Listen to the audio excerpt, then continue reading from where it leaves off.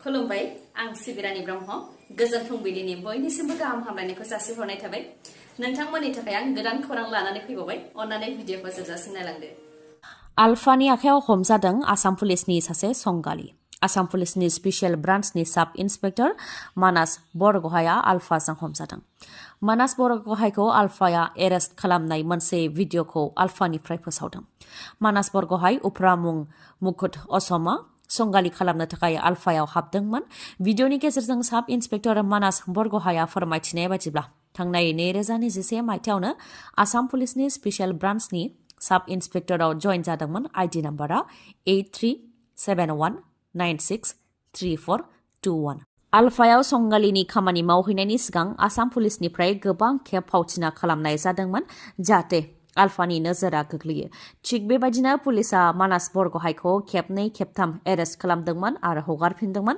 उनाव गमामायैनो आलफानि नोजोरा मानास बरगहायनियाव गोग्लैदोंमोन आरो मानास बरगहायखौ फोथायनानै आलफायाव लानानै थांदोंमोन नाथाय बेयो आसाम पुलिसनि जाफुंसारनायसोमोन होननानै फोरमायथिदों मानास बरगहाया थांनाय 2021 मायथाइयाव जेब्ला आसामनि डिजिपिआ भास्कर ज्योति महन्तमोन बै समावनो जिपि सिं मानास सालिहा आरो दिगम्बर पान्डे बिथांमोननि थिननायाव आलफायाव संगालिनि खामानि मावनो थाखाय हाबदोंमोन आलफानि दैदेनगिरिफोरनि सायाव नोजोर होनाय बबे समाव मा हाथियार लायो बबे समाव हाथियार लाया बबे समाव उन्दुनानै सिखारो आरो बेसेबां रैखाथि हान्जा थायो बेफोरनि सायाव नोजोर होनानै गासै खौरांखौ आसाम पुलिसनो दैथायहरनायानो खामानिमोन होननानैबो फोरमायथिदों आलफाजों हमजानाय मानास बरगहाया आरो गावनि अनगायैबो आसाम पुलिसजों आलफायाव दैथायहरजानाय गोबां दं बेनि मादाव आइजोफोरबो दं आलफानिनो दैदेनगिरिफोरखौ माबोरै गावनि फारसे गोसो बोनांगौ बेफोरनि सायाव आसाम पुलिसनिफ्राय आइजोफोरनो ट्रेनिं होखानायबो जादों होननानै भिडिअनि गेजेरजों फोरमायथिदों हमजानाय मानास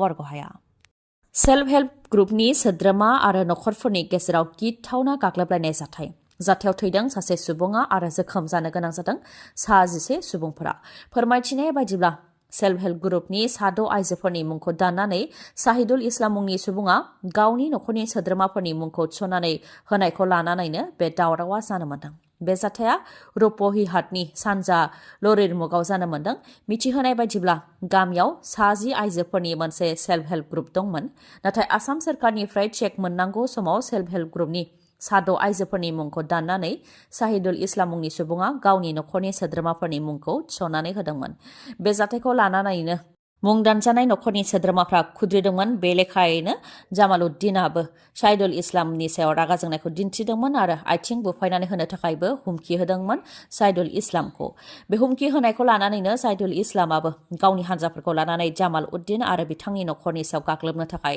आखायाव लावथि सिखा बायदि लानानै फैदोंमोन बेखौ नुनानै गामिनि रायजो राजाफ्रा हेंथा होदोंमोन उनाव हेंथा होखांनायनि उनावबो साहिदुल इस्लाम आरो बिथांनि हान्जाया फिन फैफिननानै जामालउद्दिन आरो बिथांनि नखरनि सायाव गाग्लोबफैदों जि जाथायाव मोननै हान्जानि गोबां सुबुंफोरा गावजों गाव बुलायलायनाय मोनसे थासारि जादों बेयावनो जामालउद्दिना जिउ खोमानो गोनां जादों आरो गासै 11 जोखोम जानो गोनां जादों जोखोम जानायफोरखौ GMCH देहा फाहामसालियाव दैथायनो गोनां जादों ओजोंहाय बे जाथायखौ लानानै आसाम पुलिसा आइजोफोरजों लोगोसे गासै 7खौ एरेस्ट खालामदों कक्राझार जिल्ला गसाइगावआव सुबुं समाजखौ लाजि फोनांनाय जाथाय सासे बिमाया गावनि जोनोम जागोदान गोरलै गथ'खौ दैयाव गारनानै थांदों गसाइगावनि जयनगरनि मिलन दालांनि सिङाव गारनानै थांदों जोनोम जागोदान उन्दै गथ'साखौ दालांजों थांलाय फैलाय जानाय सुबुंफोरा दैनि सिङाव गोरलै गथ'नि गोथै देहाखौ नुसननानै पुलिसनो खौरां हरदों आरो गोथै देहाखौ दै सिंनिफ्राय बोखांनायनि खामानिखौ मावदों जोनोम जागोदान गोरलै गथ'खौ बेबायदि दैयाव गारनानै थांनाय जाथायखौ लानानै सोंखारिदों बयबो सुबुंफोरा आरो बिमाया गावनि दायखौ दोनखुमानो थाखायनो गावनि फिसाखौ बुथारनो थाखाय दैयाव गारलांनायखौ सन्देह खालामदों रायजो राजाफ्रा बेनिखायनो दायनिगिरिफोरखौ पुलिसा जाहाथे संदानो आरो दायनिगिरिनि हेंथा जाहाथे गोख्रों राहा लायो बेनि थाखाय बुंथिदों रायजो राजाफ्रा जायनाखि जोंनि बे बुहुमाव गोबां आइजोफोरानो फिसा जोनोम होनो हायैखौ लानानै गोबां दुखु जायो आरो खायफाया गावनि आंगो फिसा थाखानायनि उनावबो गुबुननि गथ' गथायखौबो खाङो। बेनि अनगायैबो आश्रमफोराव गोरलै गथ'खौ दोनहैनो हायो। नाथाय बेफोरबायदि खाबु थासेयावबो गावनि दायखौ दोनखुमानो थाखाय गावनि जोनोम जागोदान गोरलै गथ'खौनो दैयाव गारनानै बुथारनाया सुबुं समाजनि थाखाय जोबोद सोंखारिजाथाव आरो गोरलै गथ' जाय दासो बे बुहुमाव फैदों आरो समाजनि मोजां गाज्रि बेखौ गोरलै गथ'आ जेबोखौनो बुजियाखै। बे समावनो गावनि बिमायानो फिसानि सायाव रायखसि महर लायोब्ला बेयो जोबोद सोंखारिजाथाव। हरनि समाव उन्दुफुबाय थानाय समावनो गंजिनै नखराव अर खामनायजों गासै 20 न'आ खामनानै सेवहांगार जादों। अर खामनाय जाथायाव न'आव थानाय गासैबो मुवा बेसाद साइकेल, दाउ, हांसो, बोरमा जेखौबो रैखा खालामनो हानाय जायाखै। बे गिथावना जाथाया बाक्सानि सालबारिनि खारिजा बिजनियाव जानो मोन्दों। फोरमायथिनाय बादिब्ला हरनि 10:30 रिंगायाव अर जोंब्लावदों। बे अर जोंनायाव गासै 12 नखरनि 20 न'आनो खामनानै सेवहांगार जादों होननानै फोरमायथिदों। जायनाखि बे अर खामनाय जाथाया हरनि समाव जादों, बेनिखायनो मोनसे हालाय हाफाय थासारि जानायखौ नुनो मोननाय जादों आरो न'आव थानाय मुवा बेसादफोरखौबो रैखा खालामनो हानाय जायाखै होननानै फोरमायथिदों। मोब्लिब बोगथाबनायनि थाखायनो बे अर खामनाय जाथाया जानो मोन्दों जानो हागौ होननानै सन्देह खालामदों सुबुंफोरा। बे अर खामनाय जाथायाव 20 न'आ खामनानै सेवहांगार जादोंब्लाबो खुनुरुखुमै जिउ रैखा मोननो हादों सुबुंफोरा। भारत ज'र' न्याय जात्रानि उनाव कंग्रेस दोलोनि खहा। थांनाय बावैसो सान सिगांसो मिरुनि कंग्रेसनि दैदेनगिरि राहुल गान्धी बिथांनि दैदेननायाव भारत ज'र' न्याय जात्रा जानायखौ आसामाव नुनो मोननाय जादोंमोन। नाथाय बेनि उनावनो कंग्रेसनि खहा जानायखौ नुनो मोननाय जादों। भवेश कलिता आरो पीयूष हाजरिका बिथांमोननि नुजाथिनायाव कंग्रेसनि बारग' MLA बिस्मिता गगৈ, आसाम युथ कंग्रेसनि बारग' आफादगिरि अंकिता दत्ता आरो आसुनि दैदेनगिरि दीपांकर नाथ बिथांमोनहा बीजेपी दोलाव अफिसियेलि हाबबाय। कंग्रेसनि बारग' MLA बिस्मिता गगৈ आरो आसाम युथ कंग्रेसनि बारग' आफादगिरि अंकिता दत्ता, जाय कंग्रेस दोलोनिफ्राय एक्सपेल खालामजादोंमोन, बिथांमोनहा बीजेपी दोलाव हाबनायनि उनावनो कंग्रेस दोलोनि हेंथा गोबां खोथाफोर बुंथिदों। कंग्रेसनि बारग' MLA बिस्मिता गगৈ बिथाङा फोरमायथिदों दि कंग्रेस दोलोआ गावनि सायाव अदेबानि बिस्मिता गगैनि सायाव फोथायनाय लाखियाखै, जायनि थाखाय बिबान होनो नागिराखै आरो खामानि मावनो खाबु होनो नागिराखै। बेनि अनगायैबो थांनाय बावैसो सान सिगां आसामाव जानाय भारत ज'र' न्याय जात्रायाव फामे बिबारनि सावगारि थानाय गांसे ब्लाउज गानदोंमोन, जायखौ लानानैबो कंग्रेस दोलोनि गेजेराव सावरायनाय जादों। बेखौ लानानै दुखु मोनदों होननानै फोरमायथिदों। बेफोरनि सायाव नोजोर होनानै आरो आसामनि गिबि मन्त्रि डक्टर हेमन्त बिश्व शर्मा आरो गाहाय मन्त्रि नरेन्द्र मदि बिथांमोननि खामानि मावनायखौ मोजां मोननानैनो बीजेपी दोलोआव हाबदों होननानै फोरमायथिदों।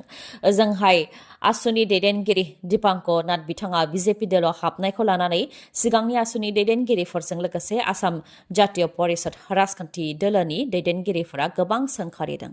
बिथांमोना फोरमायथिदों दि दीपांकर नाथआ रायजो राजाफोरखौ थगायदों, मानोना दीपांकर नाथआनो बीजेपीनि हेंथा खोथा बुंनानै बीजेपीखौ आसामनिफ्राय गैया खालामनांगौ आरो बेनि थाखाय गोख्रों ओनसोलारि दोलो थानो नांगौ होननानै बुंथिबोदोंमोन आरो खामानि मावबोदोंमोन, जायनि थाखाय आसुनिफ्राय आसाम जातीय परिषद राजखान्थि दोलोनि जोनोम जादोंमोन।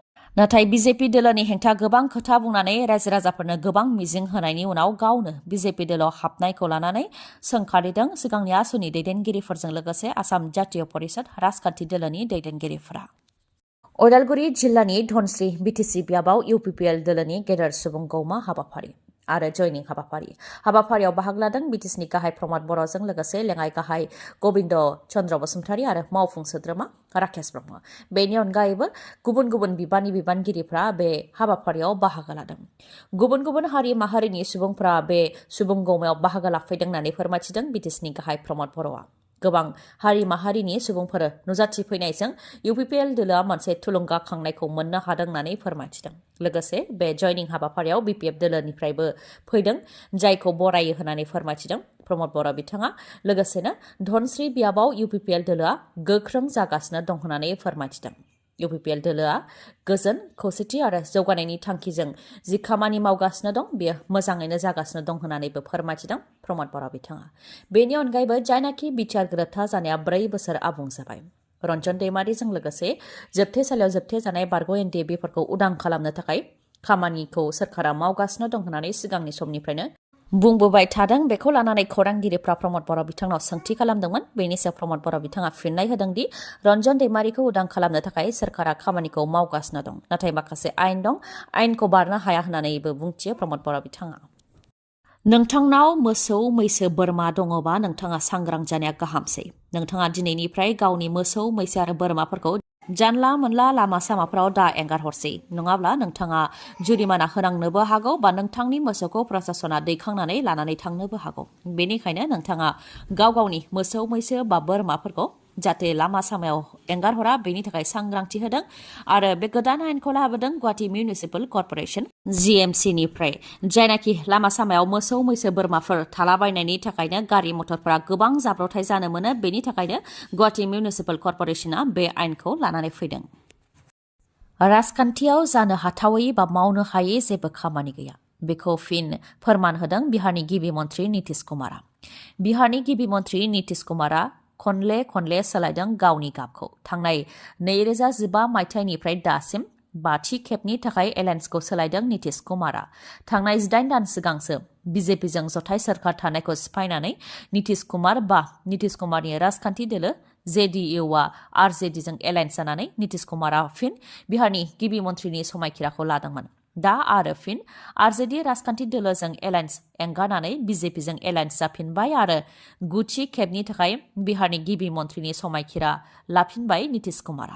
गोदान गस्ला गानस्लायनाय बायदि सम सिमा जोबस्लाबैयावनो एलायन्स सोलायबाय थानायखौ लानानै बेरेखा दोलोआ नीतीश कुमार आरो बिथांनि दोलो JDUनि सायाव गोख्रोङै सोंखारिदों। फोरमायथिनाय बायदिब्ला मिरुआव बिजेपिनि हेंथा लकसभा बिसायख'थियाव गोख्रोङै खामानि मावनो थाखाय मिरुनि बेरेखा दोलो इन्डियायावबो लिडिं रल अदेबानि गोख्रोङै खामानि मावदोंमोन।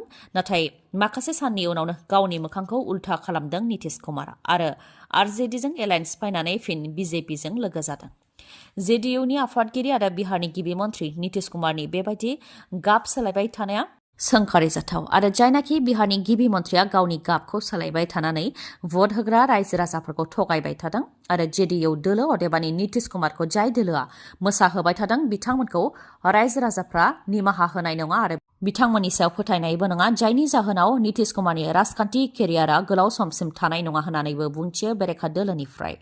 गोदान बोसोरनि गोदान मटर साइकेल बायनो सानदोंब्ला नोंथांनि थाखाय गोजोनथाव खौरां। गोदान बोसोरनि देरसिन अफार होदों मणिपुरनि मानास अट' हन्डा श'रुमा।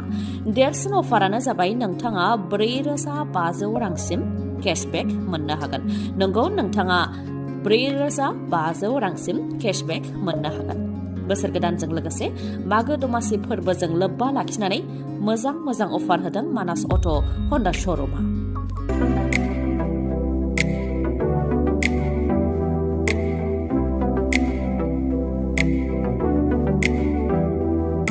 अफारफोरा जाहैबाय 2,000निफ्राय 4,500 रांसिम केशबेक मोननो हागोन। बेसेन नाङालासे 5 लिटार पेट्रल मोननो हागोन।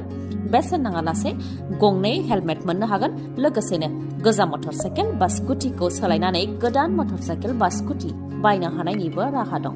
मिथिहोनाय जायखिजाया स्कुटि बा मटर साइकेलखौ बायोब्लानो नोंथाङा मागो दमासिनि मुङाव होनाय बेफोर अफारखौ मोननो हागोन। थाबैनो नोंथाङा बेफोर खाबुखौ गावनि खालामनानै लादो, मानोना अफारा बारा गोबावसिम थानाय नङा। मोजाङै मिथिबावनो थाखाय 7002601255 नङाबा 9101272776 बे नाम्बाराव खौरां लाहरनो हागोन। गोजोन्थों। दिनैनि खौराङा एसेनोसै। गाबोन आरो गोदान खौरांजों लोगो मोनफिनबावगोन। नोंथाङा दासिमबो आंनि चेनेलखौ साबस्क्राइब खालामाखैबा अन्नानै साबस्क्राइब खालामदो, लोगोसे लाइक, कमेन्ट आरो शेयार खालामनो दाबाव। गोजोन्थों।